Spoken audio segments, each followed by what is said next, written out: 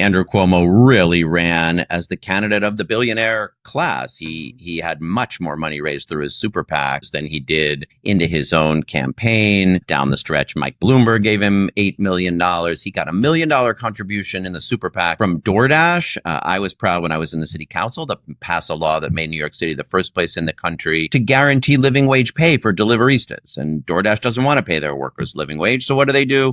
Drop $1 million into Andrew Cuomo's super PAC so that he would win and get rid of it. Bill Ackman, the leading enemy of DEI and civil rights, dropped $500,000 in. Oh, yes. I mean, he's got a long history as a moderate or a centrist Democrat, but he was running as like the candidate of plutocrats. Mm-hmm.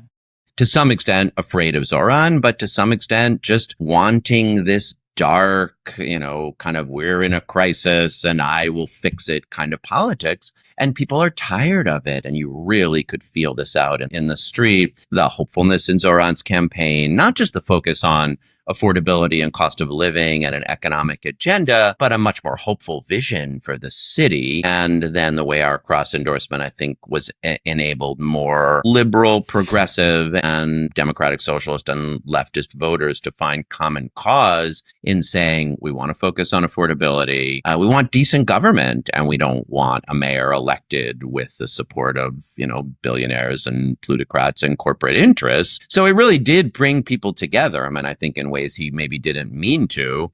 Opposition to Andrew Cuomo put a broader coalition of progressive and liberal Democrats together. Now, I've got a long history, being part of that broader coalition through the Working Families Party. The work I'm proudest to have done in the city council is showing up for those deliveristas and Uber and Lyft drivers and fast food workers and freelancers. And we helped integrate the middle schools of the school district I represent and focused on affordable housing. So that's a coalition I have long believed is necessary for New York City, and especially at this moment in time. But I will say one more thing here, as much as I'm a proud progressive Democrat. I don't think the line right now for Democrats is best understood as between progressives and moderates. I think it's between fighters and folders. I think at this moment with Trump, people want someone who is fighting for something. Yes, who has a bold vision of a more affordable and inclusive future, but also just less tied to status quo politics of the past